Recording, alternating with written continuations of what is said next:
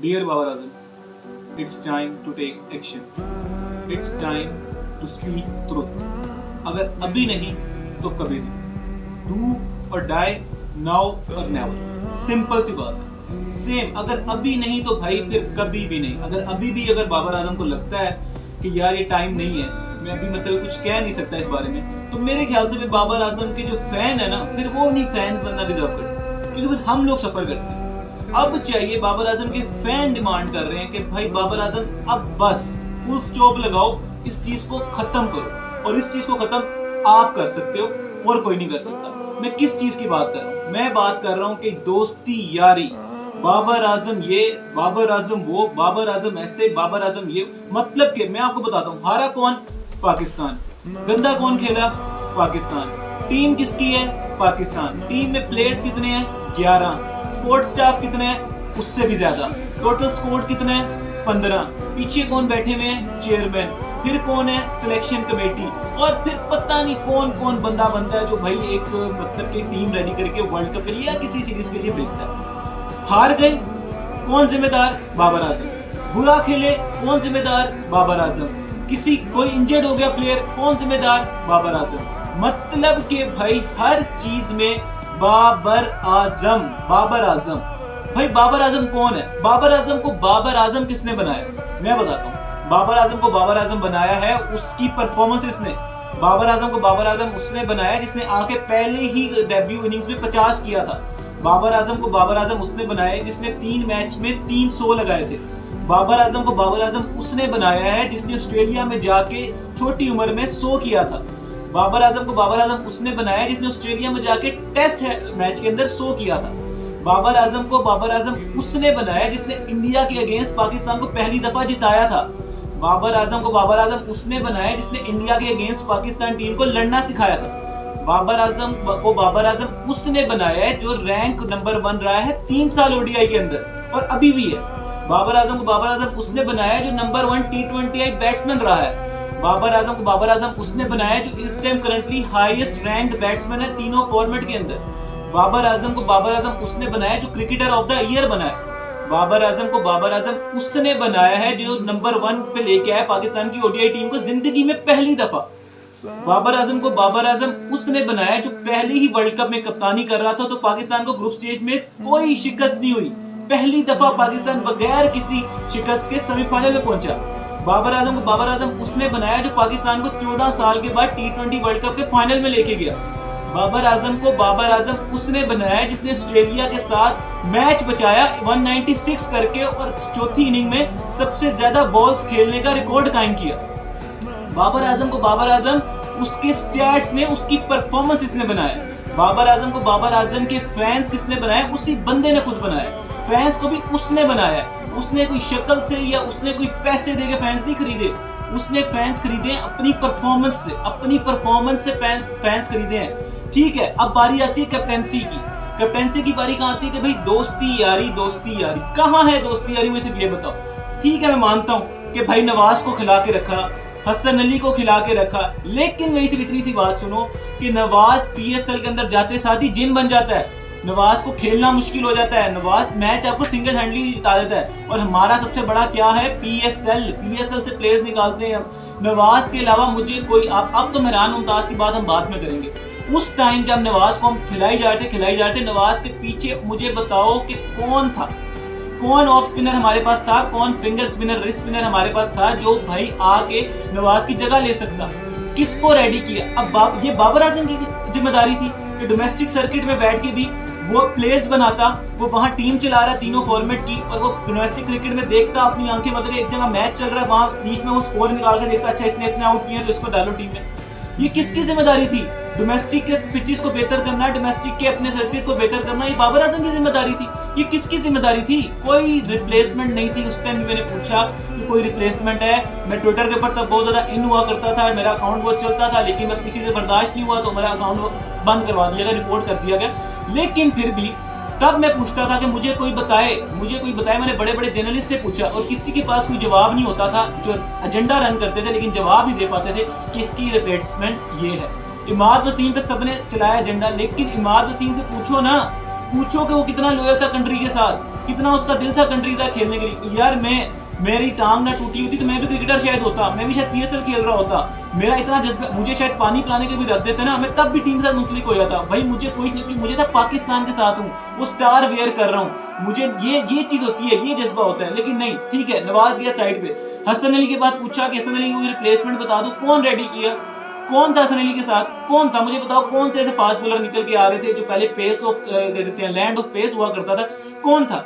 कोई भी नहीं था। उस्मान कादिर को कहते रहे कि दोस्ती यारी, कहाँ है उस्मान कादिर? दोस्ती यारी पे उस्मान कादिर है ना, दोस्ती यारी में हसन अली है, दोस्ती यारी में नवाज है, दोस्ती यारी के अंदर वसीम जूनियर है।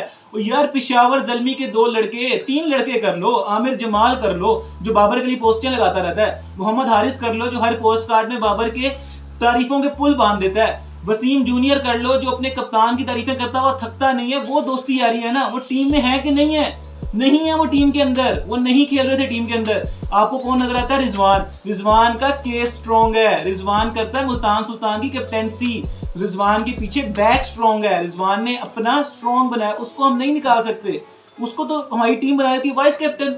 रिजवान को कौन निकालेगा? रिजवान तो निकल ही नहीं सकता ना टीम से, रिजवान तो खेलेगा क्योंकि पीछे उसका मीडिया स्ट्रॉन्ग है, सोशल मीडिया स्ट्रॉन्ग है, उसके लिए कैंपेन रन करने के लिए बंदे बहुत हैं, उसको अंदर करने वाले बंदे बहुत हैं। सेम फॉर शादाब जिस फ्रेंचाइज की कैप्टेंसी करता है ना, उस फ्रेंचाइज का बहुत बड़ा हाथ है पीएसएल के अंदर, पीएसएल को ऊपर ले जाने के लिए।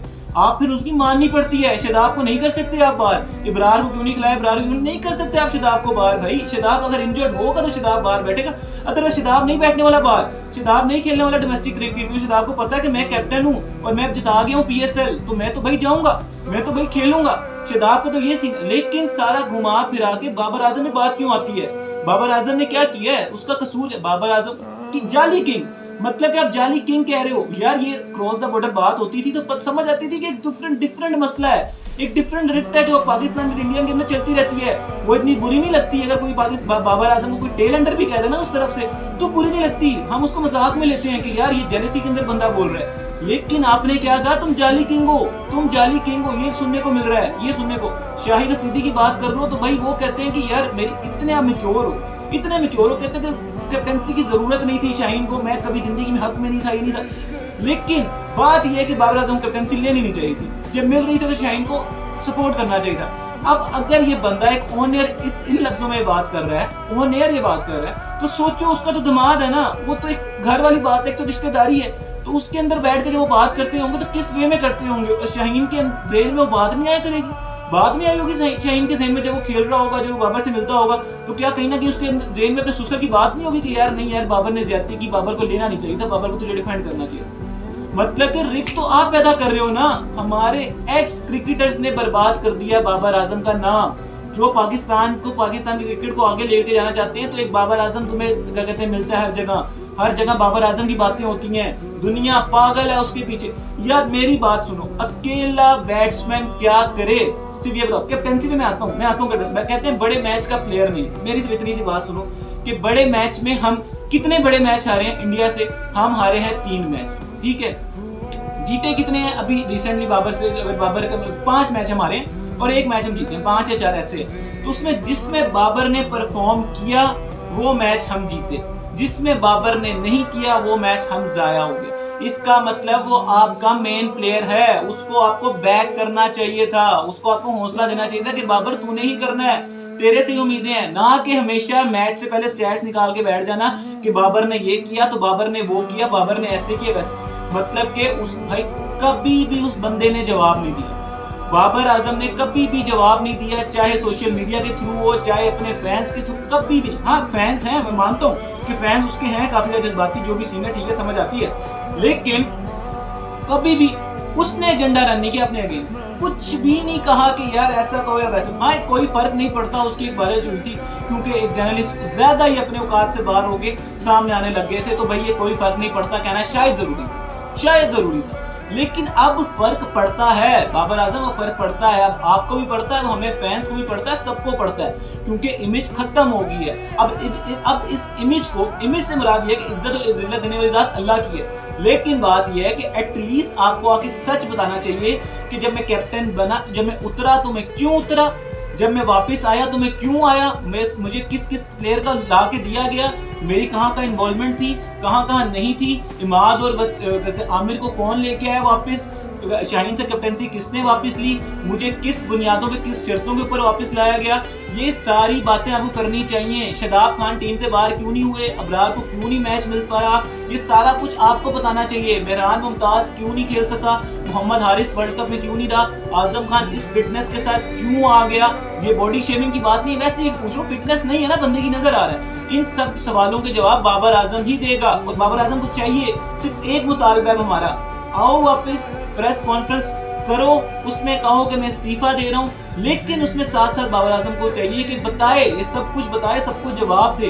कि भाई आप जाली किंग कह लो, आप जो मर्जी कह लो, मुझे सिर्फ ये बताओ कि मेरे पास ये अथॉरिटीज थी, मैं क्या करूं। Babar Azam without any fear यार आओ और आके सच बताओ अवाम को, अब फैन को ना, आपके फैंस को सच सुनो, जो इतने लॉयल फैंस हैं आपके साथ, वो सच सुनना चाहते हैं कि पीछे सारे मसले मसाइल चल क्या रहे हैं। मतलब कि भाई ये मैं आपको बता रहा हूँ, ये सब जेलस हैं, तो भाई ये सारे सड़ते हैं इससे कि बाबर आजम कैसे हो गया भाई, एक कल का बच्चा आके इतनी अब मुझे बताओ, कहते हैं कि नंबर 1 बना दिया टीम को या नंबर जो भी बना दिया, सिर्फ मुझे इतना बताओ कि ये बाबर आजम का कसूर था कि वो न्यूजीलैंड की सी टीम को बुला रहा है, ये बाबर आजम का कसूर था जो जिम्बाब्वे से टूर अरेंज कर रहा है, ये बाबर आजम का कसूर था जो आयरलैंड, बाबर आजम टीम चला रहा है, पीसीबी कौन रन कर रहा है, पीसीबी थोड़ी बाबर आजम रन कर रहा है, उस टाइम जो चेयरमैन आ रहा है, जो जिस तरह हो रहा है, जिस तरह हमारी क्रिकेट हो रही है, उस तरह सब कुछ हो रहा है। जो नेक्स्ट साइकिल आया उसके अंदर पाकिस्तान के 5 साल में ओडीआई जितने कम है, टेस्ट मैचेस ना होने के बराबर हैं,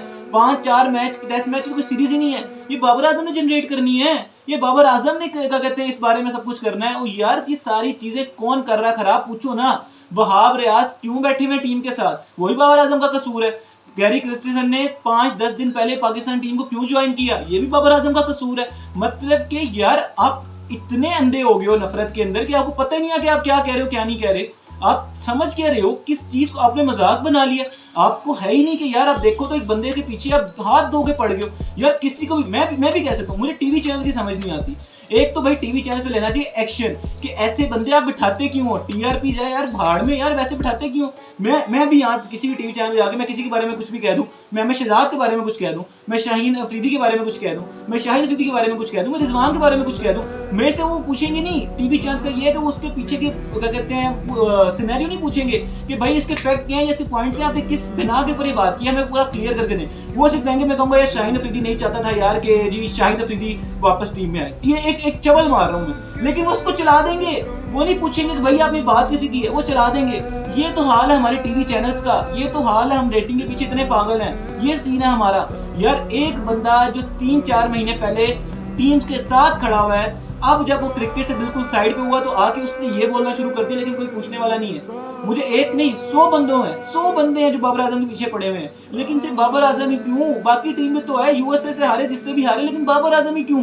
मुझे सिर्फ ये बताओ ना, कैप्टेंसी ठीक है, सही है, कैप्टेंसी का मसला मानता हूँ मैं, इस मामले में मानता हूँ कि जितने रिसोर्सेज थे ना उससे इतना ही हो सकता, जितने जो टीम साथ थी ना, जो टीम साथ थी उससे इतना हो सकता। और कहते हैं कि इनको लेके क्यों गए, क्योंकि पीछे कुछ नहीं है, आपने तैयार ही कुछ नहीं किया, आपने कुछ अपने कप्तान को कोई ऑप्शन ही नहीं दी, कोई हमारे पास पैक ही नहीं था। मैं आपको कह के थक गया हूँ, इतना सा पैक है, उसी को खिलाना है। जो बाहर भी गए हैं वो भी टेस्ट हुए मैंने यार।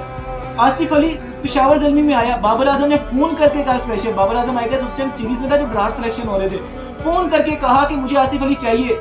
तो बाबर आजम क्या आसिफ अली को लेके नहीं जा सकता था दोस्ती यारी के बिना के ऊपर? नहीं लेके गया, मोहम्मद हारिस को नहीं लेके गया, आमिर जमाल को नहीं लेके गया, मेहरान मुमताज को। तो ये बताना है बाबर ने, ये बताना है कि मैं क्यों नहीं लेके गया, क्यों, कौन था पीछे से, कौन था मतलब कि भाई कॉलमैन जिसने आके कहा कि ये प्लेयर्स जाएंगे ये नहीं जाएंगे, ये आगे बाबर आजम ने क्लियर करना है, क्योंकि अभी नहीं तो फिर कभी नहीं भाई। अब आप हम सिर्फ ये फैंस चाहते हैं बाबर आजम से, सिर्फ ये चाहते हैं कैप्टेंसी नहीं चाहिए, बिल्कुल भी नहीं चाहिए कैप्टेंसी, पहली फुर्सत में छोड़ो, लेकिन आगे वजह बताओ सारी कि ये था, इस वर्ल्ड कप में ये मसला था, इसमें ऐसे था, इसमें बोलो, खुल के बोलो। टीम में जगह या देने अल्लाह ने देनी है, किसी और ने देनी है, किसी बंदे ने नहीं देनी। बंदों से डरने की जरूरत नहीं है। आपको टीम में जगह अल्लाह ने देनी है, अल्लाह ने बनानी है, अल्लाह ने बिगाड़नी, सब कुछ अल्लाह ने। अप्स डाउन सब कुछ अल्लाह ताला चलाते हैं। ये दुनिया का निजाम है, सब कुछ चलता रहता है। जिंदगी हमेशा एक तरह की नहीं रहती। लेकिन सच बोलो, आगे सच बोल के और सुकून से एज अ बैट्समैन आओ और बैट्समैन आके अपने आप को रिडीम करो। और फैंस कुछ नहीं चाहते, अपडेटेड वर्जन बैट्समैन का लेके आओ, क्योंकि आप इससे ज्यादा मजीद बेहतर कर सकते हो। आपको इस कैप्टेंसी के डर ने इसने शेल में रखा कि भाई बाबर आजम पूरा एक्सप्रेस नहीं कर सका कितना टैलेंट है, फिर भी he is one of the best यार जो पाकिस्तान ने कभी प्रोड्यूस किए हैं। क्या कहते हैं बैट्समैन, ऐसा बैट्समैन ना कभी आया है, ना कभी आएगा, ना कोई होगा। होना चाहिए इस जमाने में, तो होना चाहिए, ये मैं कह रहा हूँ। लेकिन अभी फिलहाल कोई भी नहीं है, कोई भी नहीं है। जो आप स्टैट्स कंपैरिजन कर रहे हो, आपको शर्म आ जानी चाहिए कि आप किसके साथ हो। तो बाबर आजम सिंपल सा ये सीन है, आओ आके कॉन्फ्रेंस करो, सच बताओ। अवाम फैन सब कुछ सच जानना चाहते हैं, सच बोलो और सुकून से आके एज अ बैट्समैन खेलो और टीम को, पाकिस्तान को अपनी परफॉर्मेंस से, अपनी बैटिंग परफॉर्मेंस से जिताओ। कैप्टेंसी जिसका मसला है, जिसको चाहिए वो ले लो, हमें नहीं चाहिए। चैनल को सब्सक्राइब वगैरह करते ना। बाकी मिलते हैं आपसे नेक्स्ट वीडियो में। अपना ख्याल रखो, मेरे आसपास करो भाई को, मिलते हैं के लिए। अल्लाह।